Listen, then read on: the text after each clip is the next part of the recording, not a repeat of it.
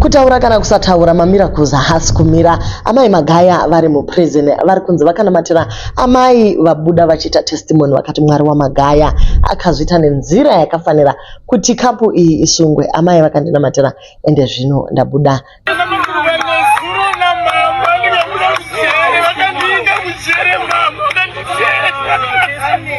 Tiri musere imwe chete namama, tiri musere imwe chete ndotenda Mwari. Mwari waProfeti Magaya vandigonera nhasi.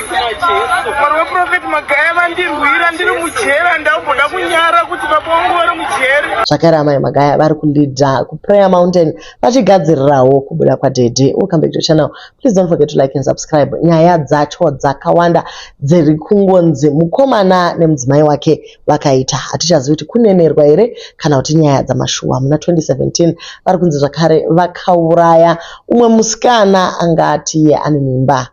Vasikana vazhinji vari kuuya vachitaura nyaya dzavo dzakasiyana siyana pamusana paWalter Magaya.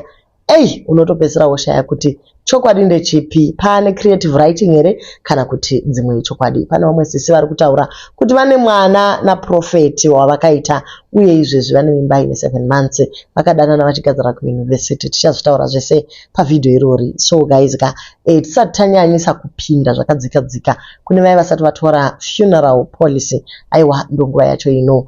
Ngatibatei diaspora cash funeral policy that ensures kuti you get cash instead of getting mabox matende ma-airtime nezvimwe. Kana une mari unozvichuzira zvaunoda. So tichasiya namba mulinki umo. Imimi moteera ikoko ndo kwamuchapuwa nyaya yenyu yakangozvinakira. We pay up to 30,000 pounds premium chacho here wedwe. Tumari tudiki zvamusingatombogoni kana kudya pizza mukaguta. So guys nyaya ndiyoyo. Amai Magaya vatorana negungano vachibva vaenda kunoita prayer session ku PhD Prayer Mountain in preparation for the night of turnaround. Vakatogadzirira kuti mukomana ari kubuda uye achanga achizvohostera night of turnaround.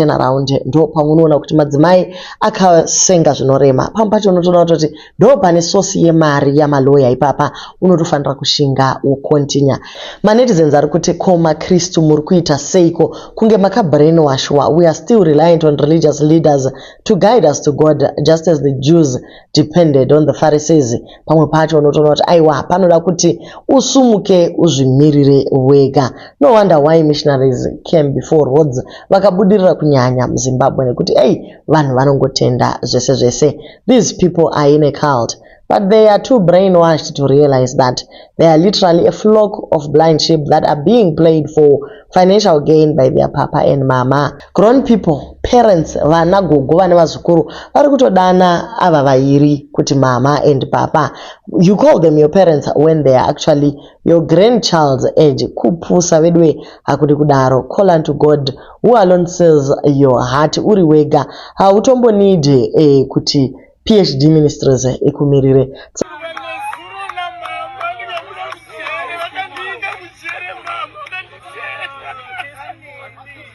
Kushata kwezvimwe kunaka kwezvimwe. Mama kupinda kwavakaita museu vakabva vapinda nezodzo rekunamatira amai ava kuti vanga vane mhosva kana kuti vanga vasina hazvina basa. But the greatest miracle that has been performed kubuda kwaamai ava. Vari kuti ivo kupinda kwakaita chero vaMagaya mujere zvakare kuchaponesa vazhinji. Pane kamimi kari kufamba kekuti vakawanda vaibhadhara mari yekuti vapinde vaone vaMagaya, vamwe vachibvisa makunun'unu maodza moyo kuti vabate mupendero wenguo yaMagaya kunge ndiye Jesu. Vamwe vachidawo zvakare kubata handkerchief yaanofurisa madziva. Asi pachikurubi apo pane mufaro zvachose sekuti mukomana arimo zvake murimandi. Imikani kungorabha namashoulders at no cost. Pamwe pacho uchitovatorera sadza ravo kuti vanyatsofila kuti musungwa. Regai timbodza nyaya 1 or 2 dzevanhu vari kuti ivo vakabatwa nemukomana vakavhiringwa navo vari kuda kutora matanho ekuti vave mawitnesses. Tatotaura tikati kunyora pamasocial media platforms nekuti nyorera tsamba kupedza nguva. Kana zvinhu zvichinge zvangoitika mapiwa mukana wekuti manyaya kukoti ndo nguva yacho iyi. Kana muchiti mima makatsikirigwa for a very long time, then now that there's an opportunity mobva madecide kuenda kusocial media. Social media ina zvainotiitira. Yes, it can expose 1 or 2 things, but kuenda kukoti kunomira witness stand muya aiwa unenge wapedza masports. Pane nyaya dzakawanda dzakamboitwa sweep under the carpet kubva kuna na 2014, 2017, 2018 asi nekuti mukomana azoita land issue nyaya idzi aiwa vabva vangoti ngadzidzoke. Mukomana anogona kutsikirikwa nadzo akasabuda Gumbura style. Imwe nyaya yakaitika ndeye musikana anonzi Chipo Chakanyuka anga ari head of maasha ku PhD so akashaika muna 2014. Story yake inoti iyo aidanana navamagaya. She knew most of Magaya secrets. On their way to a crusade in Botswana, as they crossed the border, one of the border officials called Chipo by a name in a group of church members and stopped to search her purse and found small pieces of gold. She was detained, but she denied, saying that she didn't have anything to do with that gold. Someone must have planted it in a purse. As she was in Botswana police custody, she was later found akasungirigwa. She didn't have any bruises chero pahuro pake. We suspect foul play because the main question is how did the border officer know Chipo by a name and pinpoint her in a group of PhD members. So vanhu vakaedza zvakare kuti nyaya ya Chipo Chakanyuka iyi zarurwe kuonekwa kuti panoratidza kuti ava vakabhadhakwa kuti vamubate sekudaro but haina kwayakamboenda. So yakazoburitswa zvakare nababa Jukwa vachitsimbira nyaya yemuna 2017 kuti veduwe Magaya's lava wakashaika pakashaikwa mumwe unosumudza musoro. Prophet Magaya vanoziva zvakaitika kuna Chipo Chakanyuka vanogona kuva vakamupfuudza. Allegedly we knew her. And to those who serve Prophet Magaya, it was obvious there was something going on between the two. Chipo didn't hide her affair, especially to friends. Fortunately, one of her very good friends was close to one of us, and we knew about it. The relationship went on for 4 months, but when it ended, Chipo failed to realize her time was up. She became a real problem to Prophet Magaya, trying to use the text messages she had exchanged with Prophet Magaya to get what she had been promised after the breakup. She didn't hide the details of her relationship with Magaya. She confided in her friends how after she fell pregnant with Magaya's child, he sweet-talked her kuti abvise mimba. He promised her a house, a car, a business, and education for her children. Angagara nevana vairi vake. After going through nekubvisa mimba, akabatanga kutongo ignore ipapo. She didn't get any of what she was promised. She wanted everything she was promised and she was willing to fight.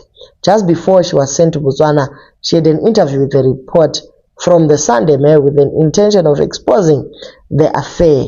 Unbeknown to her, there is someone within Sunday Mail akaudza vamagaya kuti pane musikana ari kumhanya nevhangeri rekuti musikana ndo paakazoenda kuBotswana. Nyaya yatatanga nayo ndokusvika kuya hana kuzodzoka zvakare. Ari kunzi akawanikwa akasungirigwa nekuti tikati azvisungirira at least panofanira kuwanikwa evidence chero pauro. Pakashayikwa mabruises pauro yake kuratidza kuti munhu akatanga urawa ndokuzosungwa. So vazhinji vari kuti mukomana anofanira kuexplaina kuti chii chakaitika. Nyaya yekutanga waenda kuSunday Mail wozoda kuburitsa nyaya dzevakuru unogona kufira mafufu segonzo. Mwana wangu vati you die fufu like a gonzo. Okay, so Beverly munomuziva. Beverly Sivandai tomboenda ikoko zvakaoma kana uchiti unotamba vachitambira ipo paya pastage but akazobvunzwa kuti ko nhai Bevu kokuchecha uchaindiwana akati zvakawanda zvaiitika and I decided to step down. She really never wanted to talk about it. Maasha hatichamatembi. Maasha anenge achiasha vachisekerera vachisengera amai bhegi asi vachiziva kuti vari kuvadyira munda. Zvakaoma veduwe. Musikana vamwe vari kuti achapfuka hake asi mazuva atowanda achagopfuka achindepiko. Vakafa vana chavanoziva vanongozviraravo. Asi ndo dzimwe nyaya idzi vanoinvestigata nyaya idzi vanenge vachidziziva zvavo vanenge vakangonyarara. Pane umwe zveye akashayikawo ainzi kwai aidanana zvakare navo. Magirlfriend akawandisa. Pane vamwe vari kutoti iko zvino vane mwana mudiki ane 7 months, panomwe mukuru ane 7 years waiwo bamuninava. So Gumbura style ndo yatakutya kuti mukomana anogona kupinda agokonwa kubuda. PhD mamwe vanogona kusara vachiedza kuibata asi zvigosvika pakuramba. Do leave your comments on what you think panyaya iyi. Kune vaya vari kuda kunditumira mheni. Waiting for you. Pana zvakadaro. I'm just a messenger.